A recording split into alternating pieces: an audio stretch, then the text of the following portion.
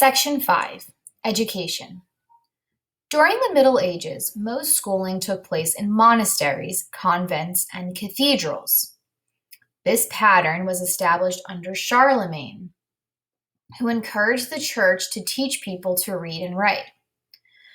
Remember, he wanted more people to be able to read and write, but one might argue that maybe he wanted them to do this so they could read the Bible, could read and access religious text. Notice that all the teaching is taking place in a religious context. So it would be much different than what you would think schooling is today. It would be going to like a Catholic school, a private Catholic school, sort of. During his reign, scholars developed a new form of writing that helped make reading easier. Instead of writing in all capital letters as the Romans did, scholars began to use lowercase letters too. We still use this system today. In medieval times, the clergy were people most likely to be educated, meaning those people who were in that hierarchy of the church. Most students in the church schools were sons of nobles who were studying for careers in the clergy. So they might at very early ages learned, reading, writing, math, basic things, but it was mainly men who were going to go to a higher level of education, and it was to be educated to work within the church. They spent much of their time memorizing prayers and passages from the Bible in Latin. Beginning in the 1200s, cathedral schools gave rise to universities. Students in universities studied Latin grammar and rhetoric. Rhetoric is the art of argument, logic, geometry, arithmetic, astronomy, and music.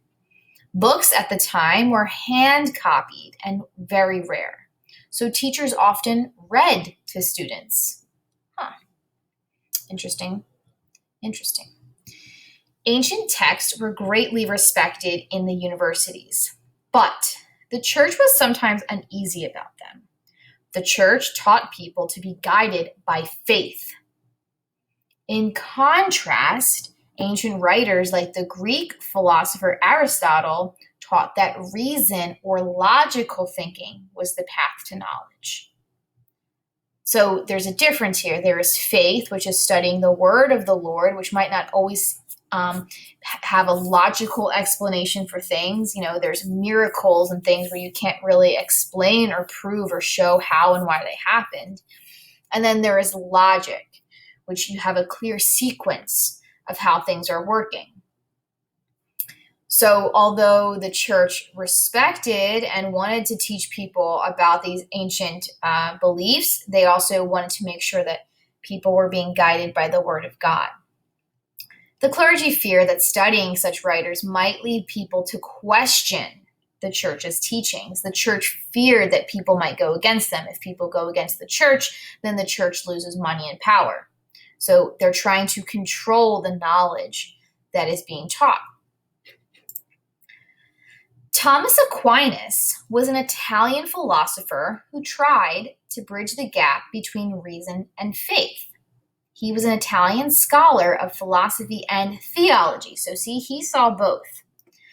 Aquinas greatly admired Aristotle. He saw no conflict between faith and reason, arguing that both were gifts from God. So he saw that both you could use both to their advantage. Reason, he believed, helped people discover important truths about God's creation, while faith revealed its own truths about God. Aquinas wrote logical arguments in support of his faith to show how reason and religious belief work together. For example, his concept of natural law, which natural law is the concept that there is a universal order built into nature that can guide moral thinking, stated that there was an order built into nature that could guide people's thinking about right and wrong. Natural law, he said, could be discovered through reason alone. Since God created nature, Okay, natural law agreed with the moral teachings of the Bible.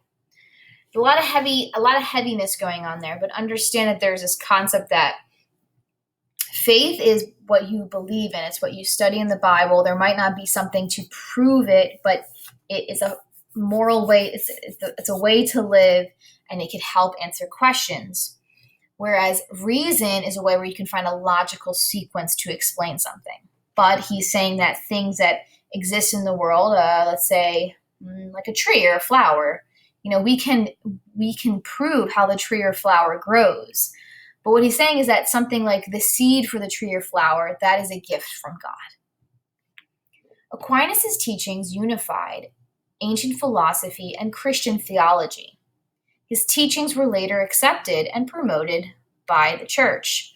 So he is connecting the people who are super very much on the faith side, and then the people who might kind of doubt some of that. He's bridging those people together. And that is the end of section 5.